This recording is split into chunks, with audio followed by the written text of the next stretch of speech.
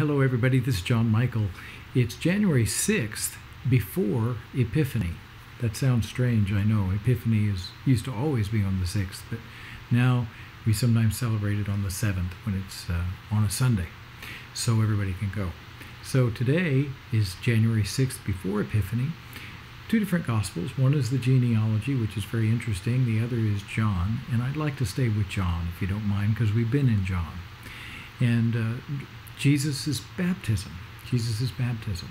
So he goes to John the Baptist. He is obedient. First of all, by the way, baptism, that's nowhere in the Old Testament. This is some kind of new thing that's happening among renewal groups and movements. It's a development in the Jewish faith.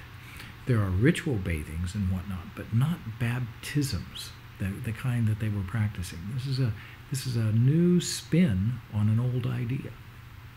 So Jesus is obedient to John the Baptist, who's kind of the local evangelist, the local prophet, the local revivalist.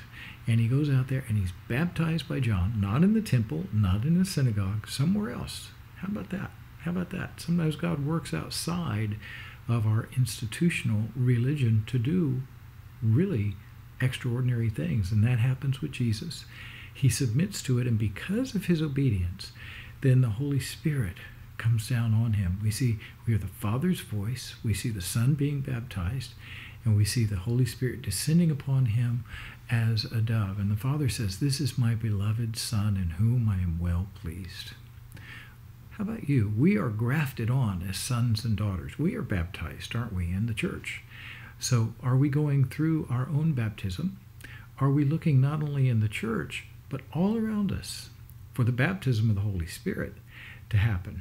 Sometimes that happens when you look at a tree, or you have an encounter with a person, or you go through something in your life, a tough time, and you find something deeper. That's a baptism in the Holy Spirit.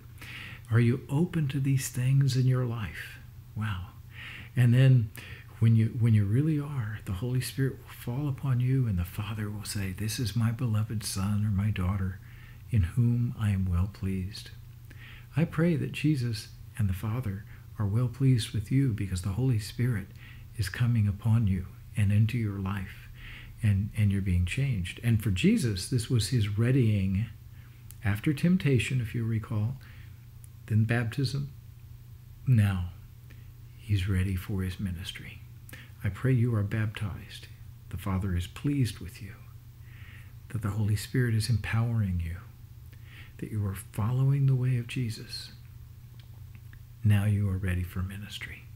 That's my prayer for you guys. I love you. All things are possible with God.